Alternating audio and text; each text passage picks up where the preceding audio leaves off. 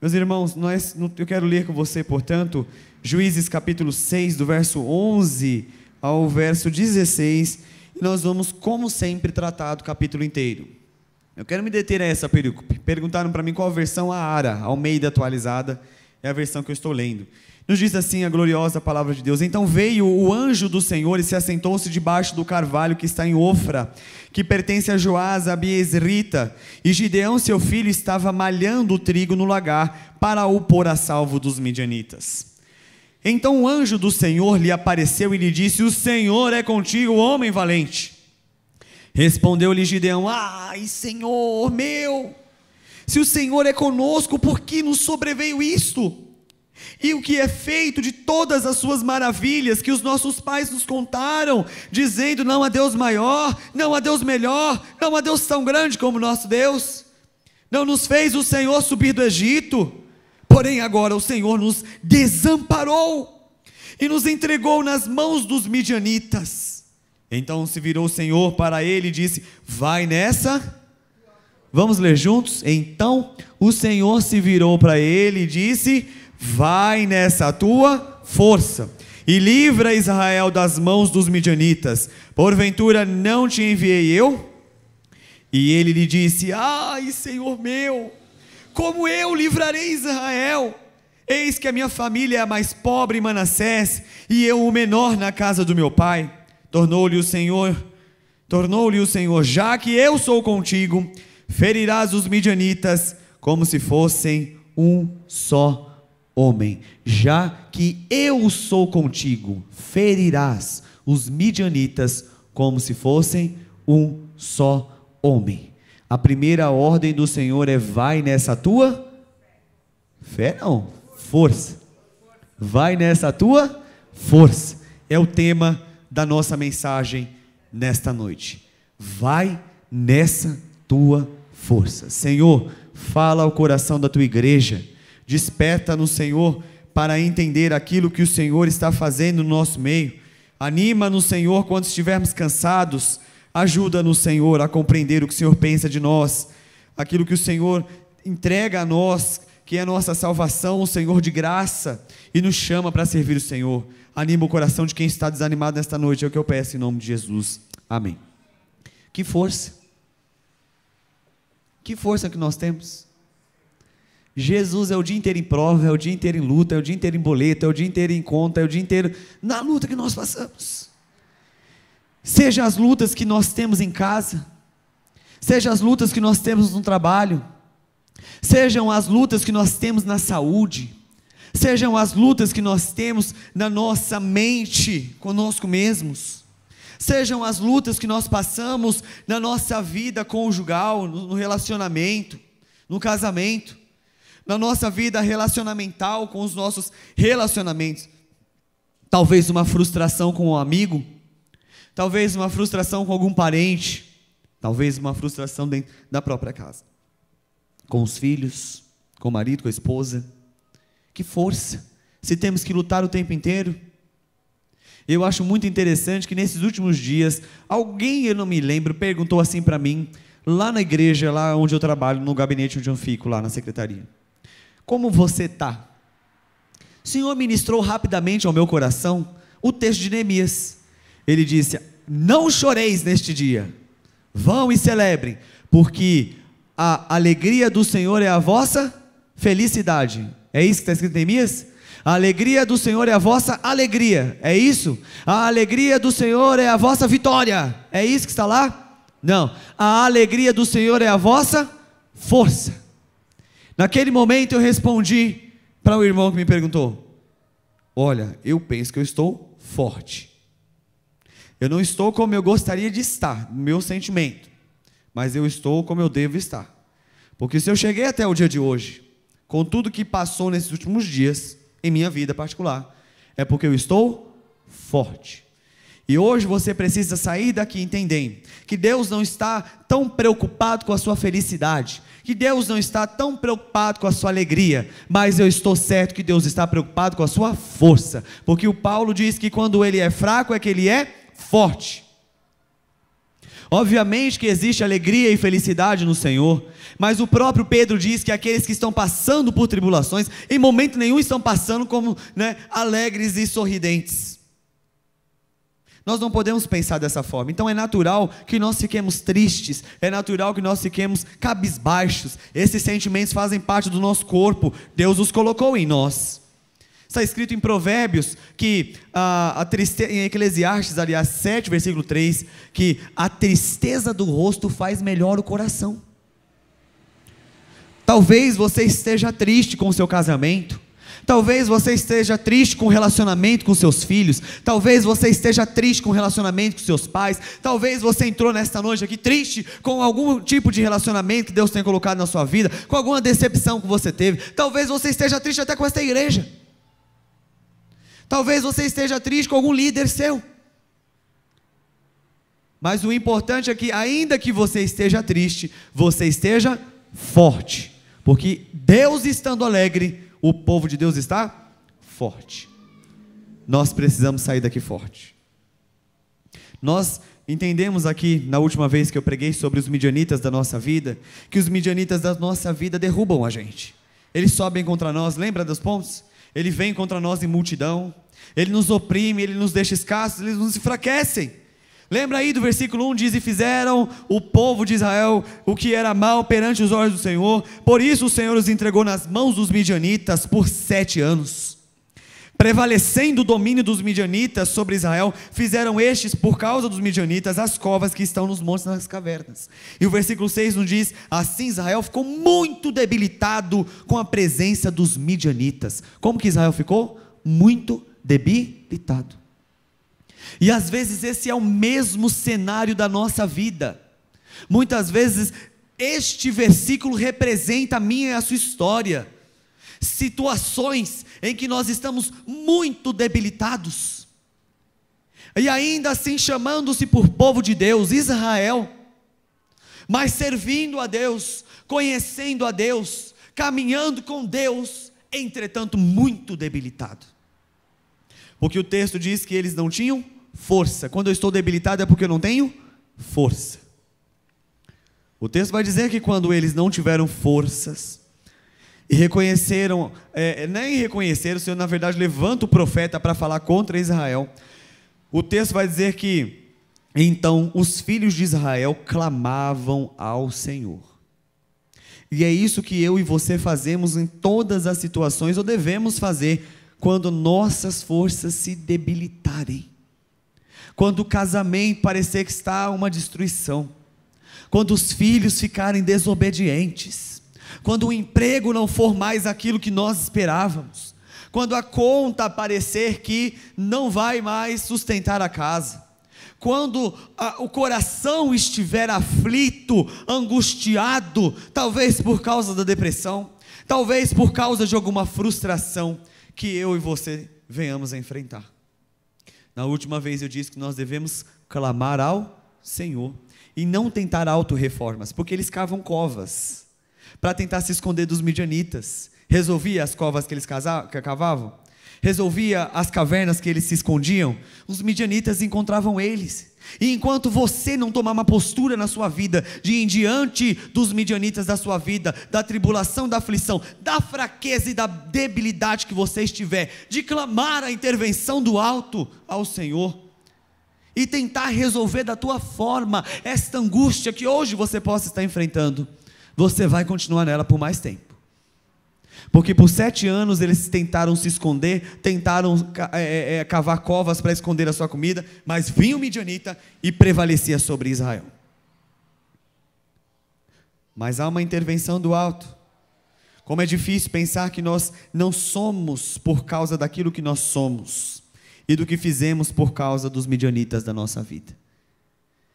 Chegamos até muitas vezes a pensar que até salvação nós não temos mais, que na nossa casa não há mais uma resolução, que naquela situação a qual nós estamos enfrentando não tem uma intervenção de Deus, porque eu pequei tão gravemente que Deus não vai me receber mais, que eu pequei tão gravemente que esse midianita que subiu contra mim, ele me oprime, ele me castiga, ele me debilita, e eu não consigo me reerguer por causa da debilidade deste midianita que está prevalecendo sobre a minha família, sobre a minha casa, sobre a minha causa, sobre a minha situação. Já pensou nisso? Situações que parece que nós não vamos nos levantar, situações que parece que nós não vamos nos erguer, pecados que parece que nós não vamos vencer, situações que nós pensamos que nós não vamos conseguir sair delas, nós não conseguimos enxergar a luz. Todos nós temos esses midianitas. Todos nós temos esses midianitas, como nós falamos. Mas bendito seja Deus, que sempre resolve o nosso problema e a nossa causa. Talvez você entrou nesta noite em lágrimas. Talvez você entrou nessa noite sem lágrimas, porque você não quer mostrar para o seu irmão a tribulação na qual você está passando. Talvez nesta noite você entrou aqui com algum tipo de problema dentro da tua casa, que você não quer expor para a igreja, para que ninguém fique pensando alguma coisa errada a teu respeito. Talvez você entrou aqui frio na fé, mas tão apático, que você não consegue mais sentir a gloriosa presença de Deus. Talvez você entrou aqui enfraquecido, pensando, mais uma vez eu tenho que ir lá, mais uma vez eu tenho que sentar no banco, mais uma vez eu tenho que ouvir o Joe pregar. Só Deus sabe por quanto tempo. Mas se você veio aqui, eu estou certo da promessa gloriosa do Senhor Jesus, que Ele anda no meio do teu povo. Ele está aqui nesta noite. Ele sempre intervém. Ele é o mesmo Deus ontem e será hoje e para sempre o mesmo Deus. Não há Deus maior, não há Deus melhor, não há Deus tão grande como o nosso Deus. E diz-nos o texto a partir do versículo 11, que depois que Israel clamou. Veja, acompanhe comigo aqui. O versículo 11 diz: então veio o anjo do Senhor que se assentou debaixo do carvalho que está em Ofra, que pertencia a Joás o abiezrita, e Gideão seu filho estava malhando trigo no lagar para o pôr a salvo dos midianitas. Muitas vezes a nossa caminhada é assim.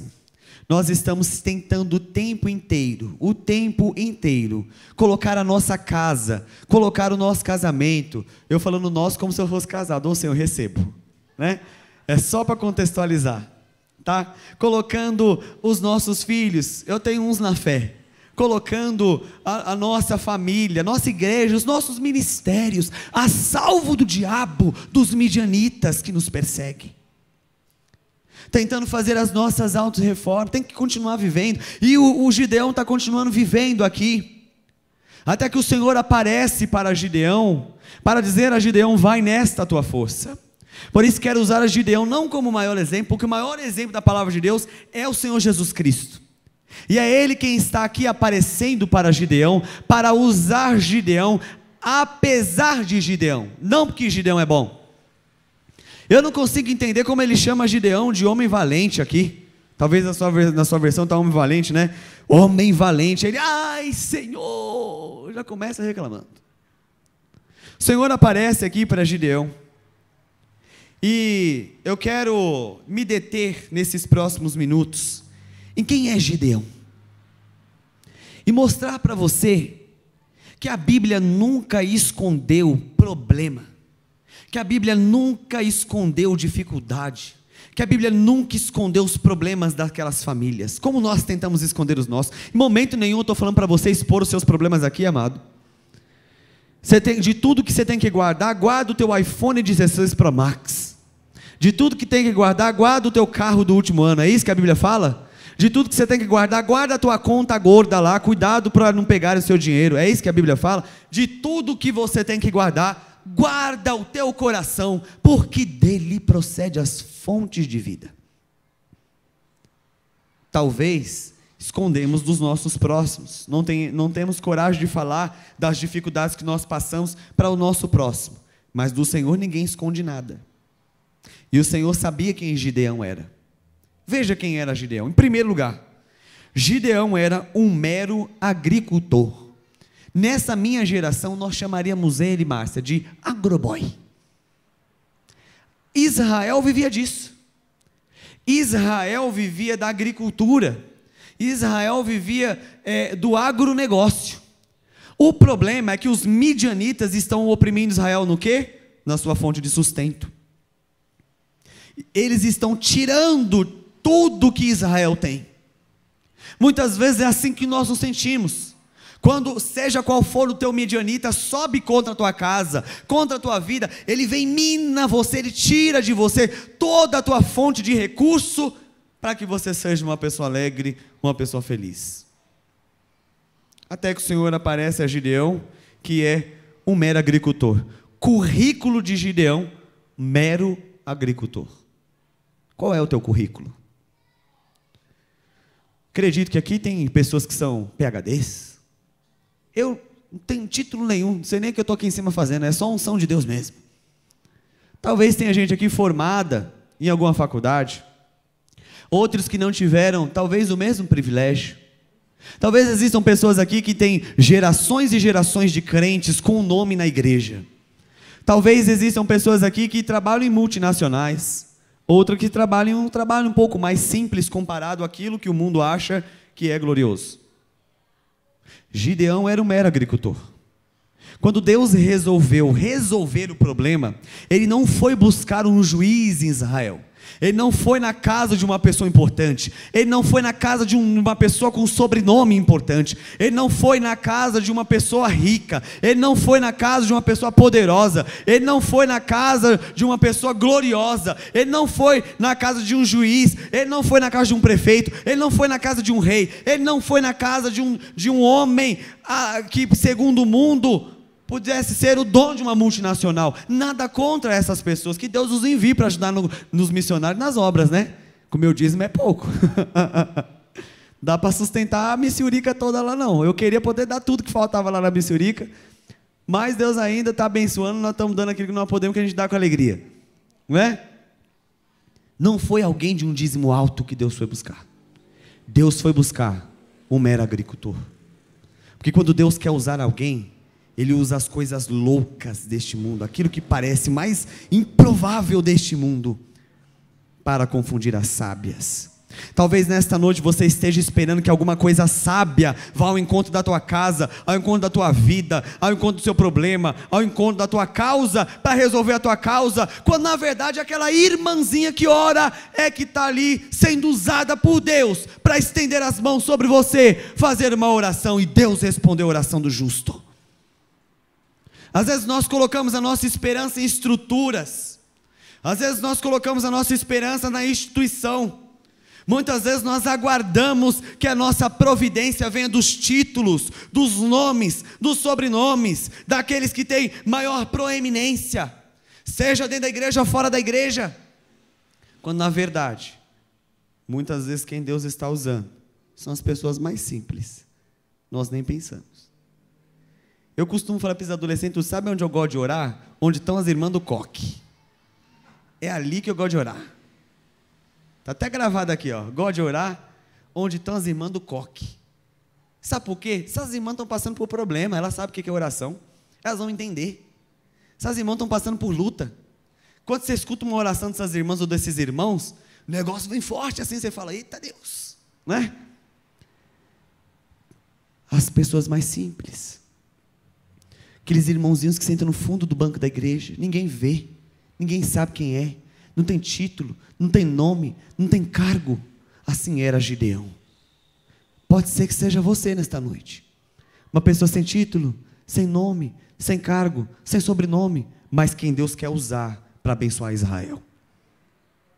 Deus vai atrás do Gideão. Ele mesmo diz aqui, né? Gideão, o anjo do Senhor lhe apareceu e lhe disse, Senhor é contigo, homem valente. Né? Gideão estava ali, olha lá, versículo 11, o anjo do Senhor se assentou debaixo do cavalo que estava em Ofra, que pertencia a Joás, do Abiesrita, e Gideão, seu filho, estava malhando trigo no lagar.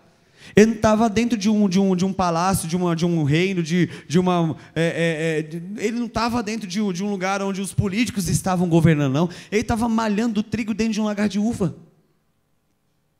para confundir até a cabeça dos midianitas. Ele está malhando uva a gente não quer não, uva a gente já tem, malhando trigo escondido. Ele era do agronegócio. Se ele está malhando trigo, significa que ele não tem empregado para fazer isso. Ele mesmo estava ali malhando trigo. Ele mesmo estava no serviço, como você tem que levantar, como você tem que acordar, como você tem que ir, malhar o seu trigo de segunda a sexta, para trazer o alimento, para trazer a provisão para dentro da sua casa. É você que Deus quer usar. Talvez o malhar do seu trigo seja os seus estudos, que você tem que ficar ali, na peleja contra o midianita, para impedir que o midianita derrube a sua história, tire de você aquilo que você está construindo. É você que Deus quer usar. Deus está chamando hoje você.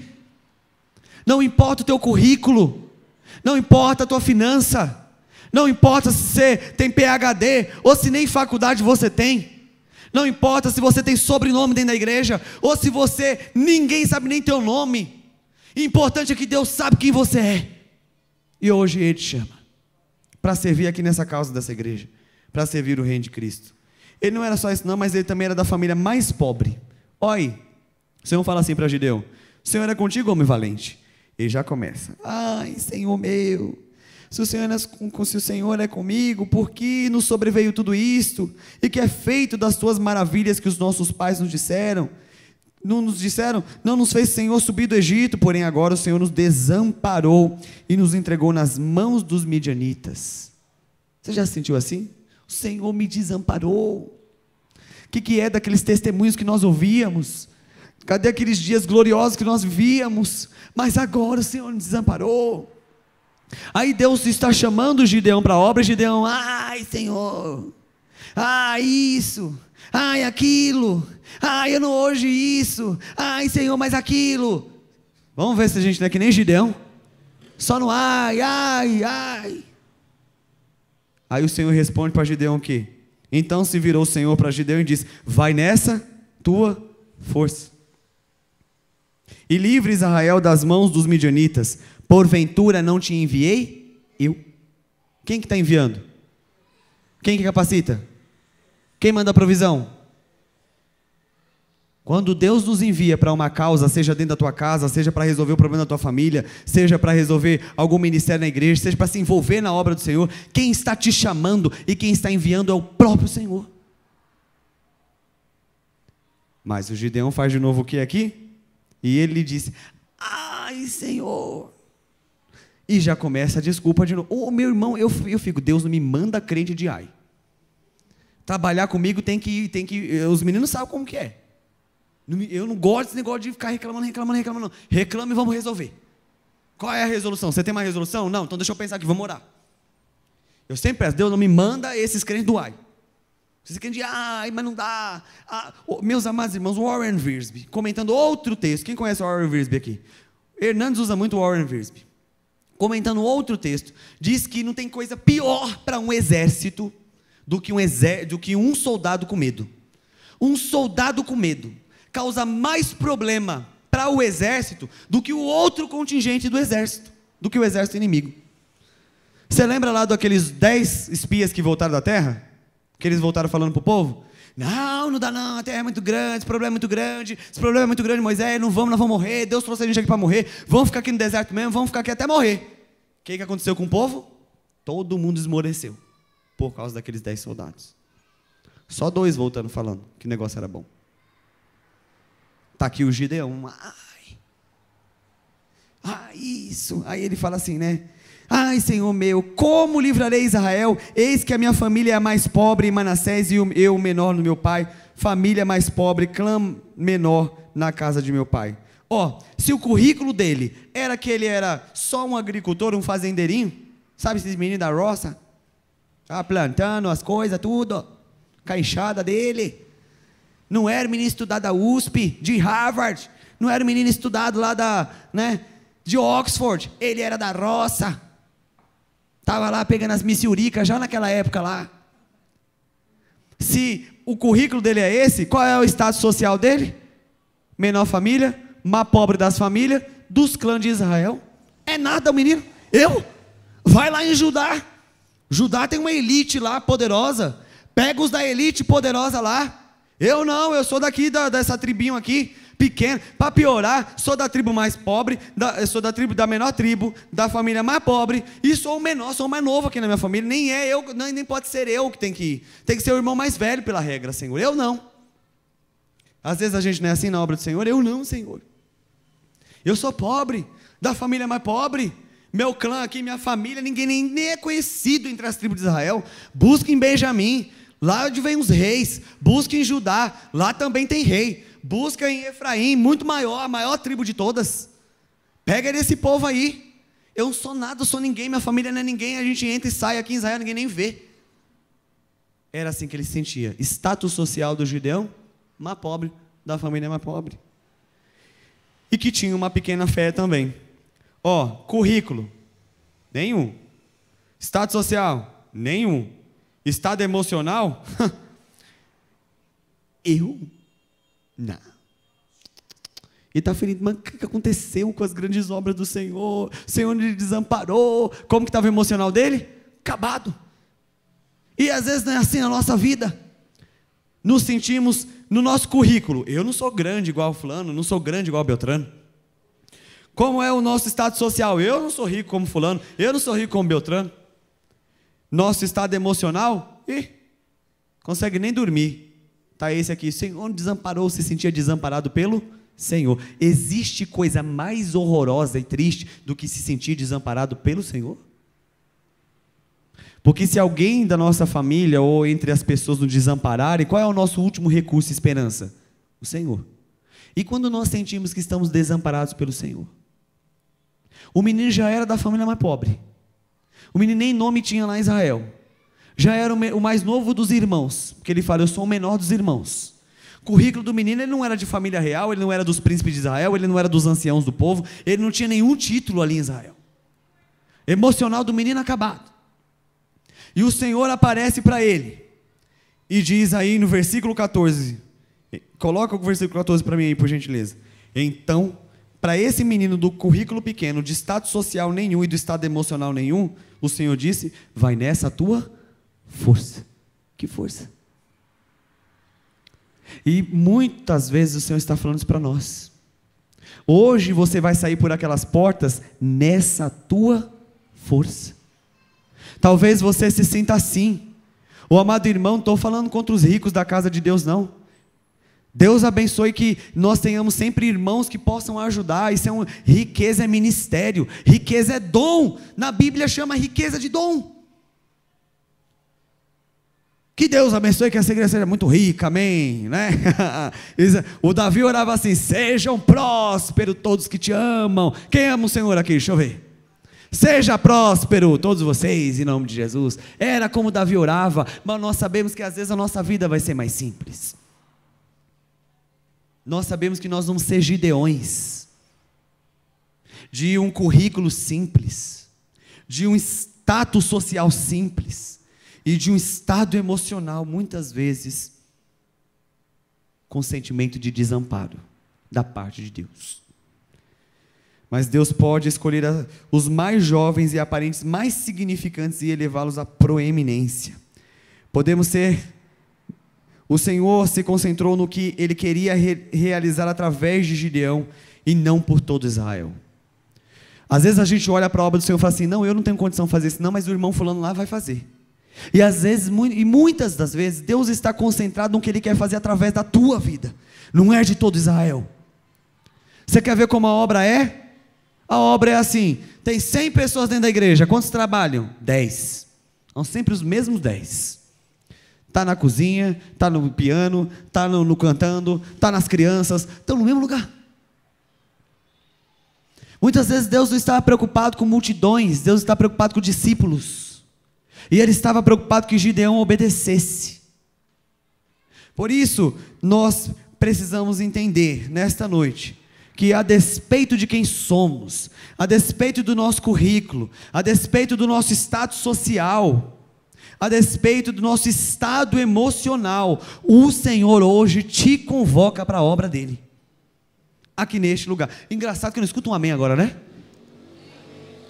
Hoje o Senhor te convoca para a obra. Ele chamou tanto irmãos muito ricos lá em Atos dos Apóstolos, como irmãos muito pobres. Tinha igreja servindo a Ele lá em Laodiceia, a mais poderosa das igrejas, a mais rica das igrejas. Mas tinha uma Filadélfia pobre, que Ele elogia, uma Esmirna simples. Ele tem esse povo misturado, às vezes no mesmo lugar. Por isso nesta noite não se sinta a parte da obra de Deus, por causa do teu status social, por causa do seu estado emocional, por causa da sua condição. Pense que você é alguém que o Senhor derramou sangue, que deveria ser grato e abraçar a obra de Deus também. Jesus chama discípulos, não multidões. Não espere pelos outros, saia daqui hoje com uma mudança para esta igreja. Saia daqui hoje com uma mudança para a sua casa. Saia daqui hoje com uma mudança para a sua família. Porque se você observar aqui, ele fala, o filho de Joás, não Joás. Ele não chamou o Joás. Ele chamou o Gideão, o mais novo. Às vezes você fica esperando que alguém da sua casa se mova. Que alguém da sua família se mova. Que alguém da sua igreja se mova. Que alguém dentro do ministério se mova. Quando Deus está esperando que você se mova para fazer a obra dele. Deus não está preocupado com títulos. O pai era Gideão, o pai era Joás. Era Joás o primeiro a ser convocado para a guerra, mas não foi Joás que o Senhor foi buscar. O Senhor foi buscar aquele mero menino chamado Gideão.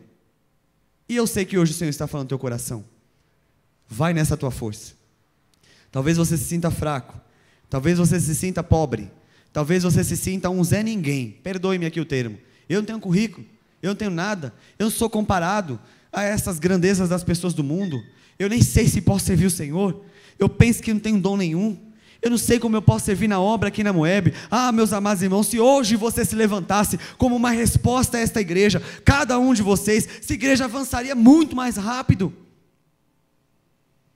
Se hoje você entendesse que o Senhor está falando com você, se hoje você entendesse que o Senhor está falando no teu coração, nessa tua força, que força de Odi? Eu não tenho força nenhuma, meu casamento está destruído, meus filhos estão afastados, minha finança não está boa, meu currículo não está bom, eu não consigo progredir, eu não consigo avançar, meu emocional não está bom, está que nem o do Gideão, o Senhor me desamparou, e o Senhor está falando, nessa força que você tem, vai, porque você vai, porque Ele te mandou. Enquanto isso não acontecer, a igreja de Jesus não avança. Enquanto você não for ousado, a igreja de Jesus não avança. Para piorar, ele era medroso, você vê aqui, ele, eu não. Se você acompanhar o resto do texto aí, o Senhor chama Gideão de homem valente. Eu não tenho tempo para ler o texto todo, mas se você acompanhar os próximos, quem conhece a história de Gideão aqui, deixa eu ver. Ele fala, se o Senhor é com a gente, deixa eu fazer um negócio aqui. Aí começa a provar o Gideão, o Senhor. Ele começa a provar o Senhor. Ele começa, Senhor, se o Senhor é comigo mesmo, eu vou fazer um negócio aqui, você vai me responder. O Senhor vai me dar um sinal. Já pedi um sinal para Deus, Senhor, você vai me dar um sinal. Eu estou desconfiado que o Senhor não é comigo. Então o Senhor vai me dar um sinal. O Senhor pode me dar um sinal. E pela misericórdia dele, às vezes ele dá um sinal mesmo. Não pode ficar pedindo sinal para Deus, gente. Deus não gosta disso não. E o Gideão pediu, acho que uns 2, 3 sinais aqui. O Senhor respondeu com fogo, lá o holocausto que ele fez. Não dado por satisfeito, ele falou assim, não se irrita comigo não, mas eu vou te pedir mais um sinal, fica aqui mais um pouquinho que eu vou pegar um negócio ali, que se o Senhor fizer desse jeito aqui, eu sei que o Senhor é comigo. Aí o Senhor esperou ele lá, ele fez lá o outro sinal, e Deus respondeu o sinal de novo. Aí o Gideão ficou animado, foi para a guerra. Quando o Gideão chega na guerra, ele fala o quê? Senhor, se irrita comigo não, desse jeito ele fala, só mais um sinal, aliás ele pede 2 sinais, né? Como Deus sabia que provavelmente ele ia pedir outro sinal, Deus, já para você não pedir um sinal, eu vou te mandar um sinal aqui. Você vai lá embaixo e vai ouvir o arraial dos midianitas, o sonho que eu vou dar no outro lá. Aí o pessoal do midianita tem um sonho. E aí o menino fala, obrigado por não ter mandado, eu já entendi, agora eu vou para a guerra. Às vezes a gente precisa ficar pedindo sinal, amados. Que mais a palavra de Deus gloriosa, para falar que Gideão venceu um exército incontável como a areia da terra, com 300 homens, sem fazer nada a não ser quebrar a tocha, levantar a tocha, quebrar a vase e gritar a espada pelo Senhor por Gideão. Nós sabemos do Cristo que andou sobre as águas, nós sabemos do Deus que abriu o mar vermelho, nós sabemos do Deus que parou as águas do Jordão, nós conhecemos o Deus que derrubou muralhas, nós conhecemos o Deus que deu vitória a Josafá, sem Josafá guerrear. Nós conhecemos o Deus que falou para Moisés, que falou para Davi, quando você ouvir um alarido de guerra, um exército marchando, aí você põe o seu exército em marcha, porque foi o Senhor que passou com o exército dele, para vencer o exército dos filisteus. Nós conhecemos um Deus cuja palavra está repleta de situações em que Ele vence batalhas. Na verdade nós conhecemos um Deus que nunca perdeu. Você já ouviu falar que Jeová perdeu alguma batalha? Então por que você continua amedrontado na tua vida? Você sabe por que eu escolhi essa música, não há Deus melhor, não há Deus tão grande, não há Deus maior, não há Deus melhor? Porque eu queria que você tivesse convicção daquilo que você canta.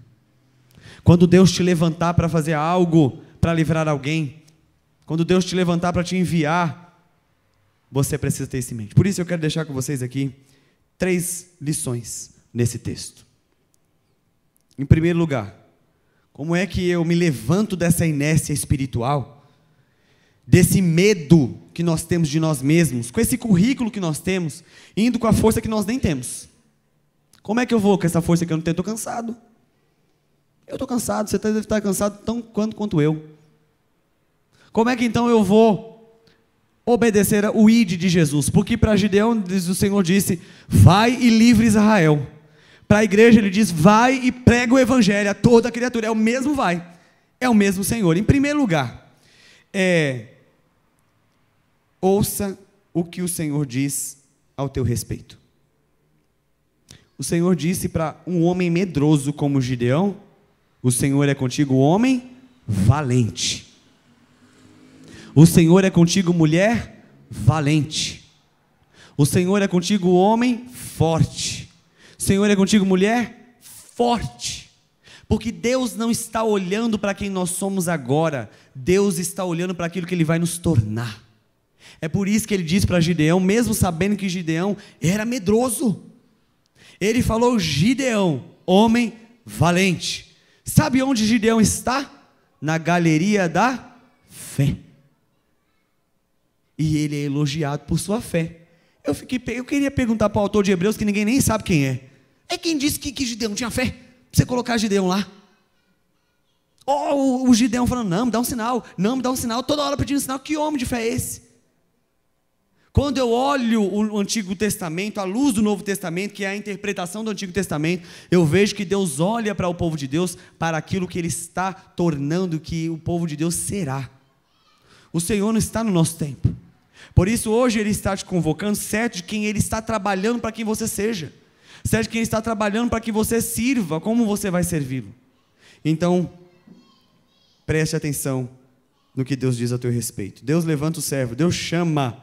Quem é o anjo do Senhor aqui?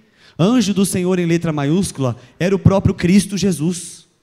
Era o próprio Cristo Jesus, aparecendo numa pré-encarnação, numa teofania, para Gideão, dizendo as mesmas palavras que ele diria aos seus discípulos.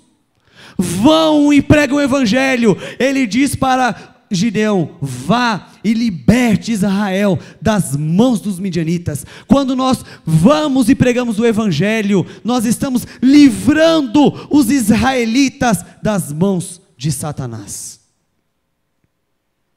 É o mesmo ide, é o mesmo vá, é o mesmo Senhor.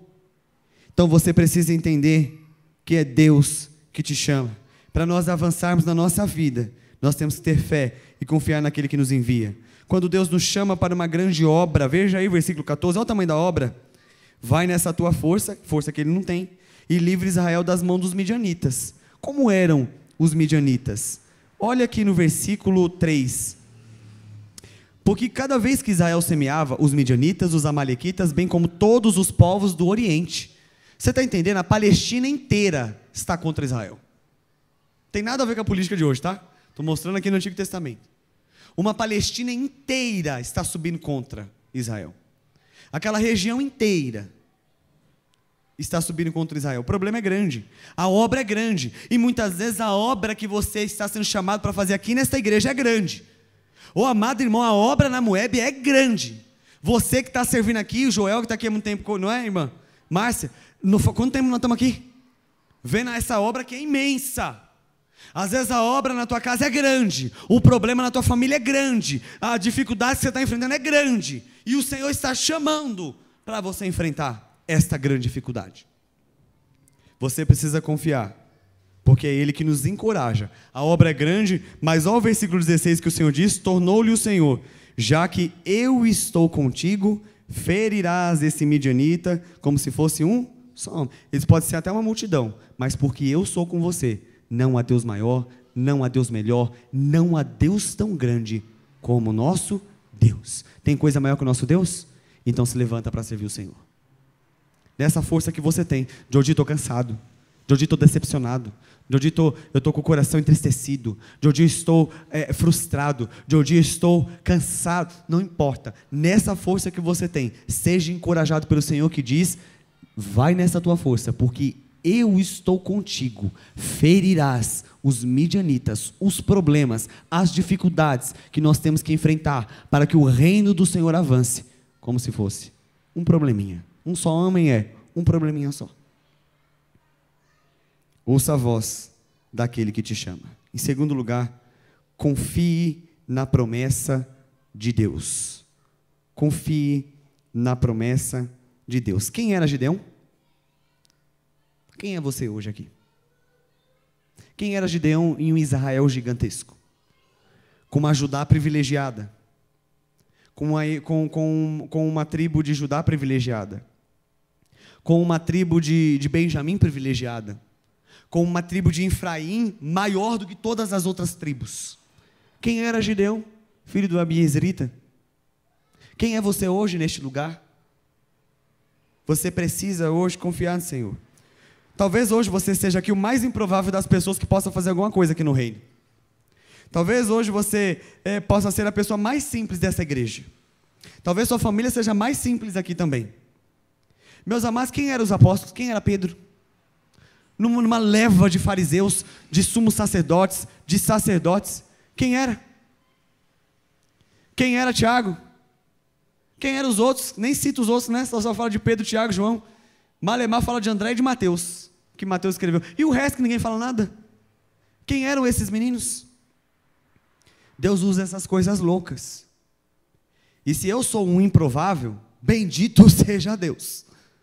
Se você é um improvável, bendito seja Deus. Porque eu tenho observado que Deus escolhe sempre os improváveis. Olha lá, é sempre a primazia do mais velho. Mas quem era que ia servir? Jacó ou Esaú? Quem é o mais velho? Esaú. Quem que Deus escolheu? Jacó. Na casa de Davi, quem era o mais velho? Não lembro, acho que era o Abner, né? Mas quem que Deus usou? Davi. Quem era Davi?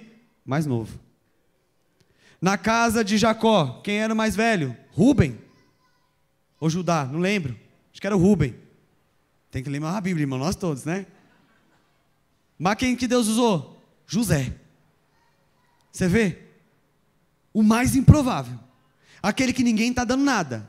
Aquele que ninguém está esperando. Sabe por quê? Porque primogênito Deus só tem um, que é Jesus. O resto é nós. Glória a Deus. Que mesmo nós sendo nós, Ele usa a gente a despeito de quem nós somos. Bendito seja o Senhor. Então confie na promessa do Senhor, que é: porque eu sou contigo. Você vence essa batalha, você vence essa guerra. Isso não é teologia de prosperidade, não. Nós estamos falando da obra do Senhor. Não estou falando dos seus projetos pessoais. Eu estou falando daquilo que pertence ao reino do Senhor, porque as portas do inferno não prevalecerão contra a casa do Senhor. Então confie nas promessas do Senhor. Se levante como uma resposta também. É Ele que nos envia. E por fim, meus amados, obedeça às suas ordens.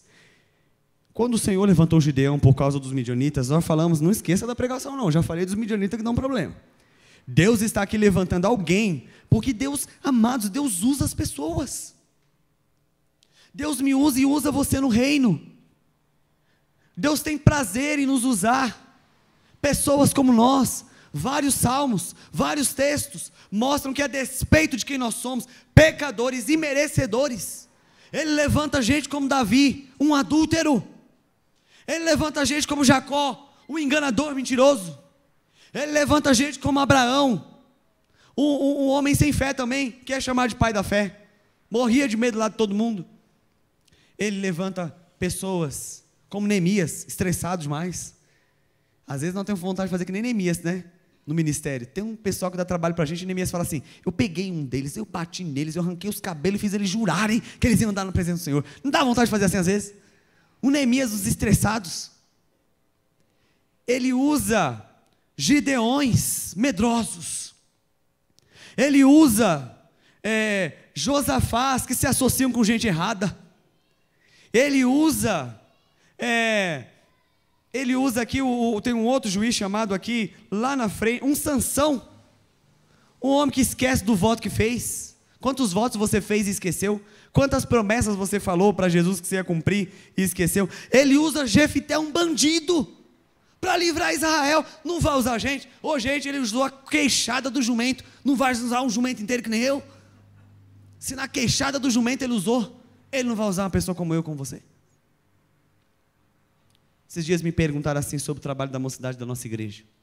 Nós estávamos falando de algumas vitórias que Deus tem nos dado durante esse semestre. E a pessoa perguntou assim para mim: a quem você atribui essas vitórias que Deus tem dado ao ministério? Eu acredito que a pessoa esperava que eu falasse assim: porque eu sou o líder. O coordenador sou eu. Eu sei pensar. Porque o presbítero Éder é o presbítero. Porque o pastor Fábio é o supervisor. Porque o pastor Amaury confiou em nós. É nós que está fazendo a obra. Mas pela graça de Deus, não caí em tentação. Glória a Deus. E falei assim para a pessoa: você pode projetar para mim aí? Atos capítulo 19, versículo 11. Olha o que está escrito em Atos capítulo 19, versículo 11. E Deus, quem? Quem? Deus, pelas mãos de Paulo, fazia milagres extraordinários. Quem que fazia o milagre? Pela mão de quem? Deus quer te usar para fazer milagres extraordinários neste lugar. Mas não é só amém, tem que se dispor. Tem que falar com o Diácono Júnior: Diácono Júnior, quero servir. Não sei onde, Deus vai me mostrar, mas eu quero servir. Deus que faz, mas faz pelas mãos de Gideão. Deus que faz pelas mãos de Davi. Deus que faz pelas mãos de Paulo. Deus que faz pelas suas mãos. Ele pode fazer sozinho? Pode. Mas se ele fizer sozinho, não precisa de igreja. Deixou a igreja aqui como representante dele aqui. Nós somos embaixadores do Senhor e precisamos nos envolver com a obra. Por isso, obedeça a sua ordem. Para nós concluirmos aqui, versículo 25. Naquela mesma noite em que o Senhor apareceu para Gideão, lhe disse o Senhor: toma um boi que pertence a teu pai, a saber, o segundo boi de 7 anos, e derriba o altar de Baal, que é de teu pai, e corta o poste ídolo que está junto do altar. Vocês lembram do problema lá do midianita? Qual era o problema do midianita? Está no versículo 10. Olha lá. E disse: eu sou o Senhor vosso Deus, não temais os deuses dos amorreus em cuja terra habitais, contudo vocês não me deram ouvido. Lembra que eu falei naquela pregação? Tem muito problema na minha vida e na sua vida, e muito problema na igreja, que são ocasionados por nós mesmos. Porque nós não obedecemos. O Senhor fala: não sirva, não faça, e nós fazemos e servimos. Aí Deus levanta o Gideão e fala assim: ó, você vai começar a livrar Israel. Sabe como? Pela casa do teu pai. Teu pai que levantou esse altar. Teu pai que causou esse problema. E às vezes na tua família não foi você que causou o problema, foi o outro. Às vezes na tua vida não foi você que causou a dificuldade, foi o outro. Às vezes na tua família, no teu trabalho, não foi você que causou a dificuldade, foi o outro. Aí você sabe o que Deus chama aqui o Gideão para fazer? Você vai resolver. Você vai lá, derruba o altar que seu pai construiu, que eu mandei não servir outros deuses. Obedeça. Né? Versículo 26. Edifica ao Senhor teu Deus um altar. Veja bem, meus amados irmãos, para sairmos dessa dificuldade dos midianitas, em primeiro lugar, é muito em primeiro lugar, né? Nós já estamos no 3º ponto, mas em primeiro lugar, 3º ponto. Obedeça o Senhor, a ordem do Senhor. Nesta noite, você tem que derrubar os altares que não pertencem ao Senhor, no teu relacionamento, dentro da tua casa, com seu marido, com sua esposa, com seus filhos. Não deixe altar para outro Deus dentro da casa, da sua família. Você quer sair dessa situação dos midianitas? Derruba o altar de Baal. Derruba o poste ídolo. O Senhor falou: a primeira coisa que você vai fazer, eu não vou aceitar outro Deus além de mim aí não. Tira esse altar maldito do meio da tua casa. Obedeça. Você sabe o que é esse altar dentro da tua casa. Você sabe o que é esse altar dentro da tua vida, que está fazendo a tua vida ficar fria e apática diante do Senhor. Você sabe qual é o altar que está dentro da tua família, no teu casamento. Muitas vezes não foi nem você que construiu, mas ele está lá. E você hoje é chamado para obedecer o Senhor. Eu conheci uma irmã esses dias lá no Cabo Sul. Fiquei muito triste e ao mesmo tempo muito feliz pela vida dela. A irmã veio da CCB também. Conheceu o evangelho e saiu daquela igreja. Porque ela conheceu o evangelho e saiu daquela igreja, ela derrubou o altar do não conhecer a palavra de Deus verdadeiramente, para conhecer a palavra de Deus numa igreja bíblica como a nossa. Estou falando que a nossa igreja é melhor, não. É uma das igrejas bíblicas. E ela estava me contando que o marido dela se divorciou dela, porque ela saiu da CCB. E que a família dela e a família do esposo dela hoje a rechaça e nem fala com ela. E ela disse para mim assim: ô Jonathan, eu conheci a mulher aquele dia. Ela resolveu me contar o testemunho do nada, eu acho que ela precisava falar. Sabe o que ela me disse? Eu prefiro entrar no céu sem marido do que com ele para o inferno. Bendito seja o nome do Senhor. Ela quebrou o altar. Não foi ela que separou dele, porque ela sabia que não tinha que separar. Não foi, nós não estamos falando para ninguém separar de ninguém aqui. Não é esse o teor da mensagem. Quem deixou a mulher foi ele. Ele a deixou porque ela resolveu conhecer Jesus. Porque ela resolveu quebrar o altar do não conhecimento para conhecer o Jesus. E hoje está passando por uma angústia. E hoje está passando por uma infelicidade. Mas ela me falou: eu prefiro entrar nos céus com Jesus. Hoje meu marido é Jesus. Bendito seja Deus. Estou fazendo, nem separa o seu marido, não, que isso é pecado, viu? Não é para você fazer isso não, amada. Estou contando a história de um testemunho, de um extremo que a irmã chegou, porque ela quebrou o altar. Quebre esse altar de outro Deus hoje. E sabe o que você tem que fazer? Versículo 26. Obedeça ao Senhor. Primeiro, você quebrou o altar do Baal. Segundo lugar, edifica ao Senhor teu Deus. Edifica ao Senhor teu Deus. Quem é o teu Deus? Igreja, quem é o teu Deus? No teu casamento, quem é o teu Deus? Na vida dos teus filhos, quem é o teu Deus? O teu Deus é Harvard? O teu Deus é USP? Na vida dos teus filhos, o teu Deus é o quê? No teu casamento, teu Deus é o quê? É uma viagem para Paris? É uma viagem para as Maldivas? Quem é o teu Deus no seu trabalho? Um Pix de 2 bilhões de reais?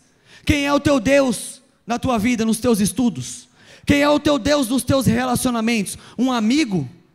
Ou Jesus é o teu melhor amigo? Quem é o teu Deus? Então que nesta noite você saia daqui erguendo o altar do teu Deus na tua vida outra vez. Ele te manda obedecer.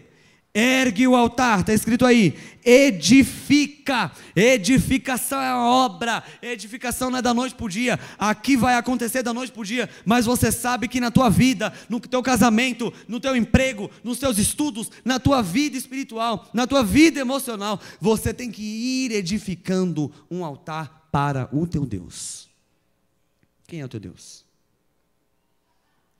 O versículo continua dizendo: e oferecerá em holocausto como lenha do poste ídolo que vieres a cortar. Está falando assim: pega a lenha desse poste ídolo de madeira, quebra e oferece. Isso vai ser a lenha. Sabe o que é a lenha? Nosso testemunho de onde Deus nos tirou. Você sabe de onde Deus foi te buscar? Você lembra onde Deus foi te tirar? Isso aí era a lenha do altar onde você tinha Baal como teu Deus. Ele foi te buscar lá. Aquilo lá serve como testemunho. A lenha aqui é o testemunho de que eles serviam a outro Deus. Agora aquele outro Deus é lenha para o altar do Senhor. Teu testemunho. Você tem que lembrar de onde Deus te tirou, de onde Deus te resgatou, para você não ficar inerte no banco, não servindo ao Senhor Jesus. Para lembrar que Ele é o teu Deus e não há Deus maior que o teu Deus. Obedeça ao Senhor. Você precisa quebrar os ídolos. Você precisa levantar o altar. 27 nos diz assim: então Gideão tomou 10 homens dentre os seus servos e fez como o Senhor lhe dissera. Como que ele fez? Como o Senhor lhe dissera. Mas o que me chama a atenção é o resto do versículo. Temendo ele, porém, a casa de seu pai e os homens daquela cidade, não o fez de dia, mas de noite. Era medroso ou não era? E às vezes a gente fica com medo de reagir. Como é que vai ser se eu quebrar esse altar? Como é que vai ser se eu sei que esses amigos estão me afastando de Jesus? Eu tenho medo de me afastar dos meus amigos. Como é que vai ser se eu falar não para o meu chefe para essa coisa errada que ele está me mandando fazer? Como é que vai ser se eu falar para o meu marido: não, isso aqui está errado? Se eu falar para minha esposa: não, isso aqui é altar de outro Deus. Será que ele vai querer ir embora que nem o marido da irmã da CCB? Da CCB nada, que ela é presbiteriana, glória a Deus.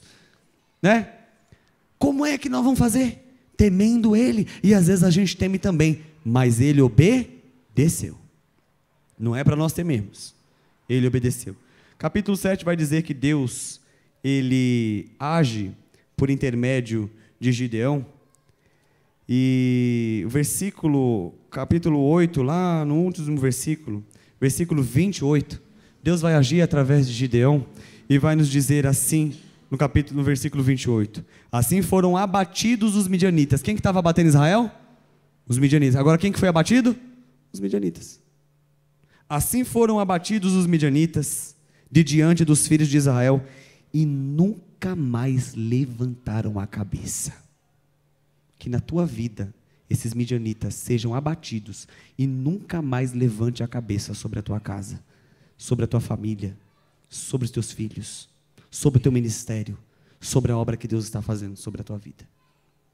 E ele termina dizendo: e ficou a terra em paz durante 40 anos, nos dias de Gideão. Você é chamado da mesma forma que Gideão. Pode subir o louvor aqui à frente. Você é chamado da mesma forma que Gideão, para derrubar altares e reconstruir o do Senhor. Se você entrou abatido aqui, entristecido, apático, pensando, Deus, como o Gideão, eu não sou ninguém, meu currículo é pequeno, meus status social eu nem sou das famílias ricas de Israel, meu estado emocional, eu sinto que Deus me desamparou. Talvez você entrou aqui sentindo que Deus desamparou a tua causa. Sai daqui encorajado, porque o mesmo Deus, o mesmo Senhor Jesus, que apareceu para Gideão, apareceu para os apóstolos. Lá em Mateus capítulo 28, versículo 20, disse: ide por todo mundo, porque eu sou contigo, todos os dias, até a consumação do século. Fique de pé.